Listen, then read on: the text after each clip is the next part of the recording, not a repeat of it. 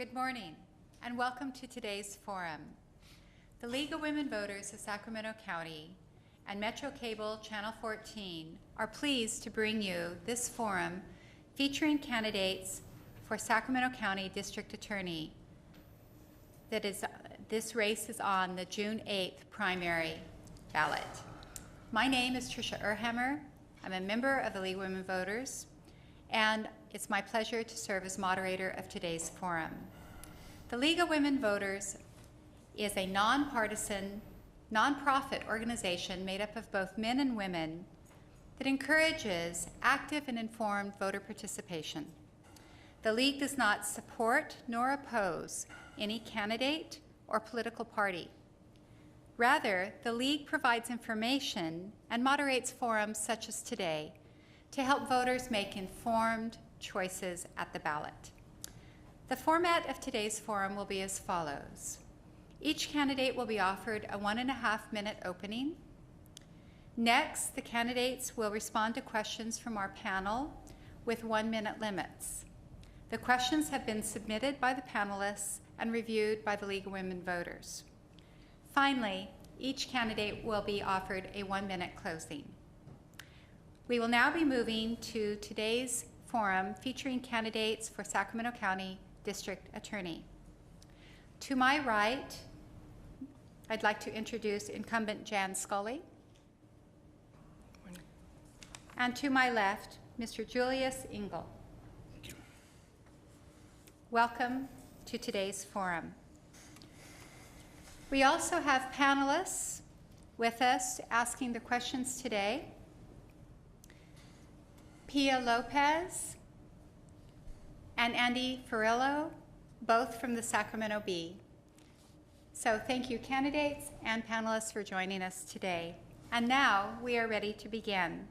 Candidates drew cards to see who goes first with opening statements, and incumbent Jan Scully is the first for the opening statement. Please go. Thank you. I'm privileged to lead an office of outstanding and dedicated professionals with high ethical standards who fight and advocate every day on behalf of victims and citizens of our community. Of course, the primary mission of the District Attorney's Office is to hold offenders who break the law accountable by taking them to court. We focus on primarily on violent offenders, juveniles who murder and use guns to commit crimes, parolees, and career criminals. But I'm not a one-dimensional district attorney. Besides putting bad guys away, I have a strong consumer and environmental unit which has taken on big oil businesses who try to get unfair advantage over law-abiding businesses and protect consumers from unfair practices. I've formed a multicultural community council to build bridges to our various ethnic and cultural communities. Sacramento is a very diverse community, and we need to be engaged with all of them who make up our citizenry and our victims. We have done community forums out in those communities on issues that are relevant to those communities. I established the Citizens Academy to make sure that we have educated and communicated to our citizens. That's important. We're out in schools and high schools. I have focused on truancy to ensure that our kids are in school where they need to be. With all these efforts, I have tried to make our office relevant to all citizens in Sacramento. Thank you. And Mr. Julius Engel.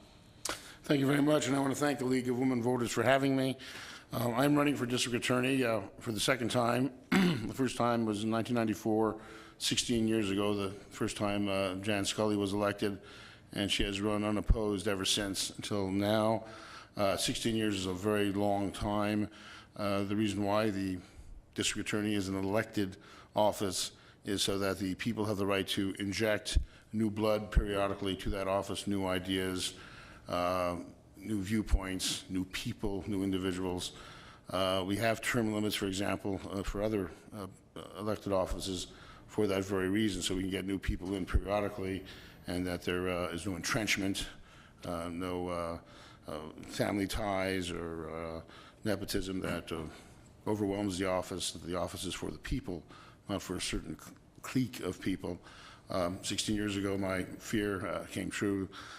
Basically, then we had a choice of click 1, click 2, or click 3. That's already in the DA's office, or me, new blood, a citizen, one of you, a person who's done criminal law as well as civil law, a person who has represented individual clients as well as companies, a person with a diverse background and hasn't just been concentrated on one thing.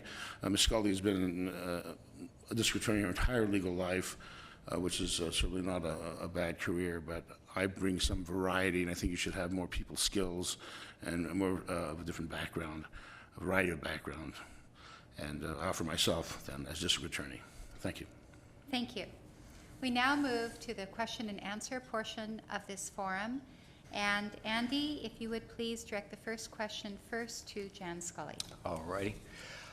Jan, in all 7 major crime categories, crime's down in Sacramento County over the last couple of years, but it's still way above the statewide average in terms of crime rate. According to the 2008 Department of Justice stats, overall violent crime in Sacramento County is 33% higher than the statewide average. Murders are 21% higher. Robberies are 30% higher. Motor vehicle thefts are 30% higher. And the trend is looking kind of bad. In 1999, our violent crime rate was 5% below the statewide average, and in 2008, we're 33% above it. So, what's your assessment of like the state of public safety in Sacramento County, and what can the DA's office do? What should the DA's office be doing to make it better? Well, those stats are based on calls out for officers for arrests, which don't always translate into prosecutions, as you well know. We have had, I think, a very good effort in making our community safe over the years, but we are starting to lose ground on that for a combination of reasons. One, we see cuts in public safety budgets of our law enforcement agencies, for example, with fewer officers on the street. We see releases coming out of our prisons with lack of supervision.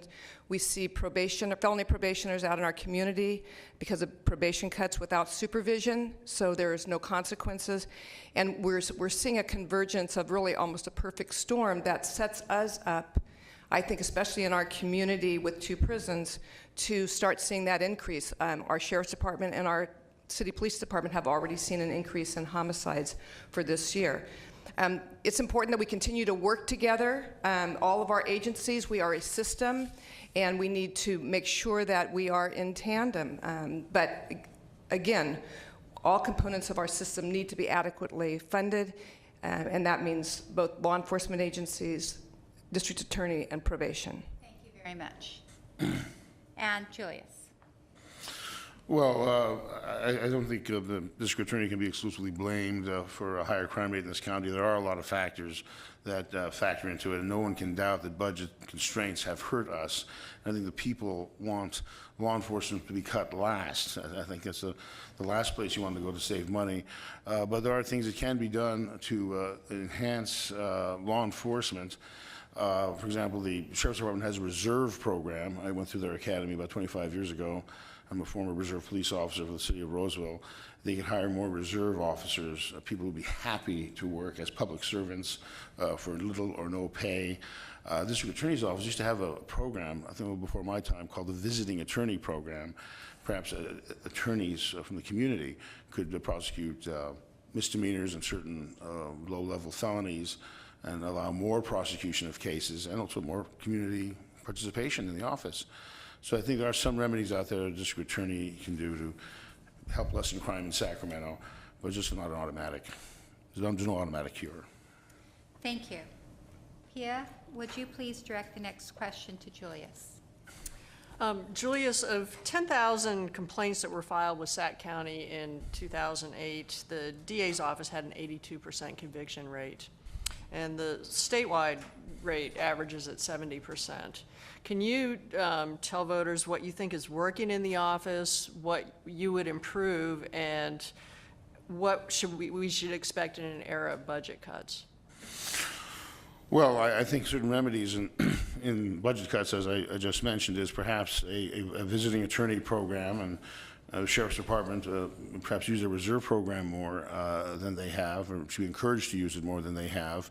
I think the conviction rate is about average. You can't just say the conviction rate is higher or lower, so the district attorney is not doing their job or doing an exceptional job. It's a lot of it is happenstance, the kinds of cases you take, and just what happens in your county. This is the capital of California. No other county is like this. We're a little different. I just think the district attorney's office will always be there. They'll always be prosecuting. There's automatic mechanisms in there, no matter who is the district attorney, that are going to prosecute, arrest, and do your cases. The district attorney's job as the leader of that office is to ensure no injustice is done, to ensure that certainly we're not prosecuting innocent people, we're not over-prosecuting people that indeed may be guilty of something, that we don't focus just on a record and try to convict the person merely because he did something 10 years ago, based on the facts that you have before you now. Thank you. Thank you. Andy, would you please direct the next question? I'm sorry, Jan Scully. So how would you say that to me, Pia? Could you repeat that question? What do you think is working in the office? What would you improve? What's your agenda? And what should we expect in an era of budget cuts? Okay. That's been really challenging. In fact, we've been working on budget cuts now for well over 2 years. And some of the things that we've done, actually, Mr. Engel mentioned the private attorney program. We are actually not just exploring that, we actually have been doing that with a couple of firms, and in fact are now developing a bench of private lawyers who can come in and handle misdemeanor trials, because we're not going to have the resources to do that. We've established a violation of probation court to, instead of filing new complaints where people are on probation for non-serious crimes, to go in and utilize that vehicle, which is a much quicker process, holding people accountable as well as helping our system get through. We are constantly reevaluating what we are doing and how we are doing it in terms of resolution, and we work as a system. We work with the Public Defender's Office and law enforcement and the courts to try to figure out how can we be more efficient and effective and deliver justice to our community. Thank you. Now, Andy, All would righty. you please direct the next question back to Jan first? All righty. Jan, prosecuting, suspects, who are members of racial minorities has always presented something of a huge challenge for the DA's office. On one hand, you've got, the arrests of African American and Latino suspects, and criminal filings that are lodged against them are highly disproportionate, and it's, rankled a lot of people in the community. But at the same time, you've got victims of crime who are disproportionately members of those same communities. And people who live in poorer communities such as, Oak Park and Del Paso Heights. As the DA, how do you walk this fine line of making sure that law enforcement, provides all the protection that it can for people in those communities without at the same time making people feel like they're under attack and that they're the target of disproportionate arrest and filing policies? Well, one of the things I did a couple of years ago was to actually hold a community forum in conjunction with the NAACP to focus on those issues that was a concern to them. That's always a concern for the criminal justice system and for the various ethnic minority communities. That's one of the reasons why I established the Multicultural Community Council to develop bridge so we could start relationships and talk about those issues and explore those issues.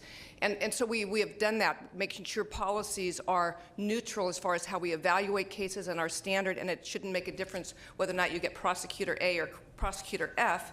The same decisions should be made. And so it's really important to me, and I've worked very hard to ensure fair, even-handed, and consistent treatment, whether you're a victim or you're accused of a crime in our office. That's very important, and you're right that the victims of our crimes are disproportionately our ethnic communities. Thank you. Julius, would you please answer the same question? Certainly, I agree. Communications is a must. Such committees are very helpful, community outreach programs and so on, and that should continue. It's not really the only answer. You should also have, I would think, like an open door policy, if you will, where community leaders can come in and talk to you about a case. So for example, a police officer shooting. of a member of that community may be a very great concern to those community leaders. And I remember, I think it was Attorney General Van de Kamp decided not to prosecute a police officer for such an incident, and he explained why his office made that decision. He gave various reasons why, what happened, certain facts, why they didn't prosecute the officer for wrongfully shooting this person. And everybody walked out there with a sense of, okay, now I understand. So even a more narrow avenue of communication should be established in addition to these committees and community outreach programs, and I think that would be very helpful. Thank you. Pia, will you please direct the next question to Julius? Okay. This is a question about what happens after people are prosecuted and go to prison, finish their sentences, and come back out, which more than 90% of them do. Sacramento County has higher recidivism rates after 1 year, 2 year, and 3 years than the rest of the state. We even have higher recidivism rates than LA does. Why do you think that is, and what can the district attorney do to bring together the public safety community and others in the community to try and improve that? Well, again, communications, I think, is very important to the community. It's greater than ever now with internet communications as well as all the other communications we have. What causes recidivism? I mean, it's been a big question for decades for penologists. I've mentioned earlier, this is Sacramento. This is the capital of California. We're just a little different than any other county because of that fact. People focus on us because we're the capital. It's the sixth largest economy in the world. I think it's just an attractive prospect. I think our location is very convenient for very legitimate reasons, as well as perhaps for someone with a criminal mind, right between San Francisco and the Reno area. And I think people just find us a convenient location for illegitimate reasons as well as for legitimate reasons. And that may be a reason why Sacramento is a little different in that area. But all you can do is keep communications open, ensure law enforcement has a trustworthy reputation, and people will talk to us and tell us about what's going on. Thank you. Jan? Yes. First of all, recidivism rates can vary depending on how proactive a parole agent is in the regional policies and practices of a parole department. The more oversight there is, the more likely they are to discover violations and return someone to prison for purposes of recidivism. On the other hand, a lack of oversight means lower percentage, so that could be good news. On the other hand, we are failing at the local level probationer who's on probation, who can graduate to prison, and for those people coming out of prison, because we're not providing them the opportunities through services and treatment programs and other things to try to get them back on track. If we can get them back on track and parolees transition them back into the community, then that makes our community safer and gives them a better chance to be successful. Thank you. Andy, would you please direct the next question to Jan? Righty. Jan, Sacramento, it's the capital of California, and over the years, there have been some very interesting investigations and criminal filings into and of some of the top legislative and statewide leaders in the state in the capital. In every instance, however, it's the federal government or the state Department of Justice that's taken on this challenge. What does the DA's office do in terms, the Sacramento DA's office, what does it do in terms of, trying to weed out government wrongdoing under the dome? And is that a proper function of the DA's office? And at the local level in Sacramento County, is cases like this library self-dealing contracting scandal, is that the best we can do? Or is this just a clean county or is this just a clean county, or are we missing out something that might be happening?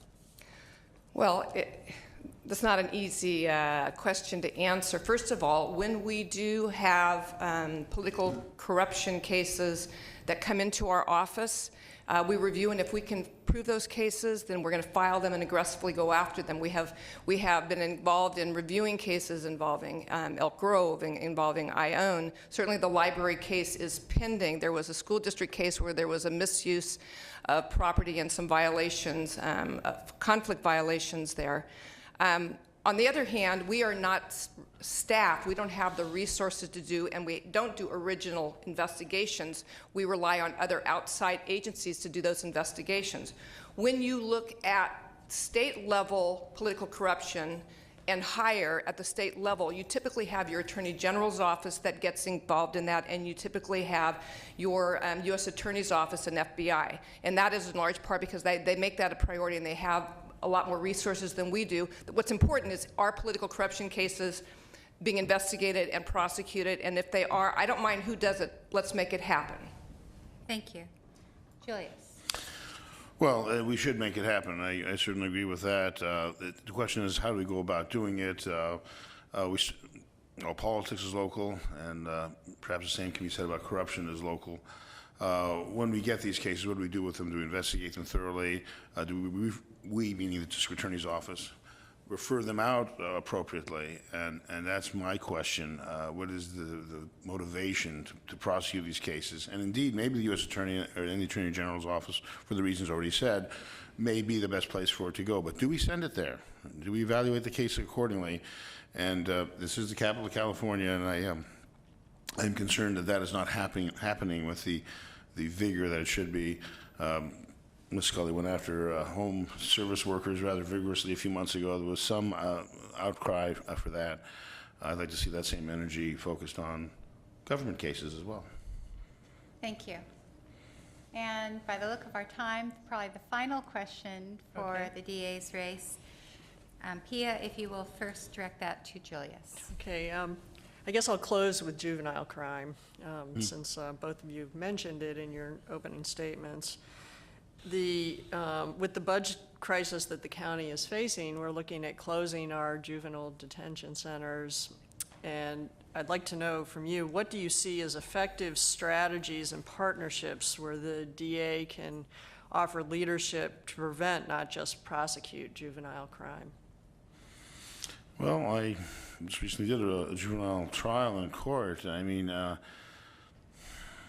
juvenile crime, as we know, we've learned the hard way, can be very much not kid stuff. It can be very dangerous. In some cases, worse than adult crime, because it's said that teenagers have not yet crystallized the sense of morals and guilt and self-control that adults have. We need to continue prosecuting juvenile crime. We need more prosecutors, a visiting attorney program. Ms. Scully mentioned she's exploring that. I hope that if I don't win and she goes on, that continues. We need to get the community involved in it, and our lawyers out there will be happy to prosecute cases for us, but without cost. And we just need to continue to prosecute juveniles and realize some of them do need to be prosecuted as adults. So And watch out for. where should we put them, since we're closing down some of our juvenile detention centers? Well, there are ways. There are other facilities. You could perhaps reserve a section of the adult county jail. This is now a juvenile wing. I used to work for corrections for 6 years. That's where I was working when I put myself through law school. And we've had other kinds of federal prisoners and prisoners from other states. And provisions can be made in county jail and even prisons for that. Segregate certain sections. They're very good at that. That's not a problem. The question is, we need more space. It'd be nice if we could build more. We build more work, more construction workers, more money churning around in the economy. That could help. So you can do it. It can be done, and we look into ways of doing it, such as I've said. Thank you. Jan? Unless we have an adequately funded probation department who really is the primary, has primary responsibility for addressing our juvenile issues, then we are going to be losing the battle. I'm a strong advocate that they need to be adequately resourced, and we need to make sure we have programs within our community that can deal with our juveniles. Yes, the ones that are more seriously engaged in criminal activity, we need to be focused on them, hold them accountable, and try to get them on track. We have a lot of kids who come into our system that if they get the appropriate look and the appropriate consequence, which is not going to jail, but just accountability, we don't see those kids again. We need to take advantage and reinvigorate our neighborhood accountability boards. We're in the schools educating on gun violence and the consequences of gun violence and choices for kids that are making decisions to drive while drinking or other bad driving choices. All these kinds of things early on will help set a lot of our kids in place. And we need to explore alternatives for where we're going to put these kids if they're not going to go into the ranch. And did you have a follow-up question for Jan? No. Okay. Thank you. This completes the question and answer portion of today's forum, and now we move to closing statements, and Jen Scully is first. Thank you. And I want to thank the League for hosting these forums. I think they're really important. And I want to thank the citizens of Sacramento for allowing me to serve for the last 16 years. I am a career prosecutor, and I'm very proud to be a career prosecutor. I've been in that office now for 31 years, and we're not focused on politics, but focused on making our community safe, holding people accountable, and advocating on behalf of citizens and victims in our community. Have I been around too long? Absolutely not. We continue to institute new programs. We continue to work with and develop new partners, locally, state, federal. We work with community-based organizations. We continue to have new ways to do new things. We bring in new lawyers all the time, idealistic with ideas, energy, ready to go. We are relevant to our community, and hoping to be elected again, I will continue to be relevant and important, play an important role to make our community safe and our citizens proud of the District Attorney's Office. Thank you. And Julius Engel. Well, thank you. Well, certainly the District Attorney's Office is highly relevant to the community. The District Attorney is the #1 law enforcement officer in the county, even more so than the sheriff or the chief of police. But we have to be careful about entrenchment. We have to be careful about cliques. We don't want the DA's office to become a personal place where there's just one personality controlling for decades. Ms. Scully's been there for a long time, 16 years. She's never been opposed before until now, and I think it's time for a change. I have waited for others to step forward and run, and no one else is doing it. It's just me.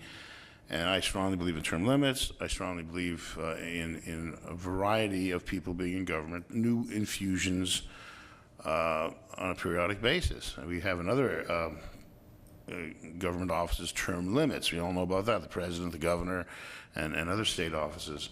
We need to have something like that on the county level. I agree that voters, elections is term limits, but I'm looking forward to being your new district attorney and bringing you new blood, new ideas. Thank you. I would like to thank the candidates once again, incumbent Jan Scully, and also Mr. Julius Engel for joining us today. I also would like to thank our panelists, Pia Lopez and Andy Ferrillo, both from the Sacramento Bee. Also today, it took many volunteers to make today's forum possible. I'd wish to thank all volunteers. There are 2 websites voters may check for more information about the June 8th primary election. Complete candidate listings and propositions, including the pros and cons on those propositions, are available at smartvoter.org and also at the League website, LWVSacramento.org. This forum and others candidates' forums and ballot proposition analysis will be rebroadcast on Metro Cable Channel 14. For a complete listing, please check their bulletin board from 6 to 8 a.m. each morning. On behalf of the League of Women Voters of Sacramento County and the Sacramento Metropolitan Cable Commission, I thank the candidates and panelists. This forum has been designed to impart information to you, the voter, in accordance with our belief that a democratic government depends on the active and informed participation of its citizens. We hope that the insights you have gained this morning will help you make an informed choice on June 8th.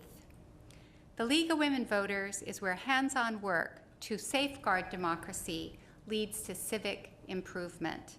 Please remember to vote on June 8th in the primary election and help make this democracy work. Thank you and good day.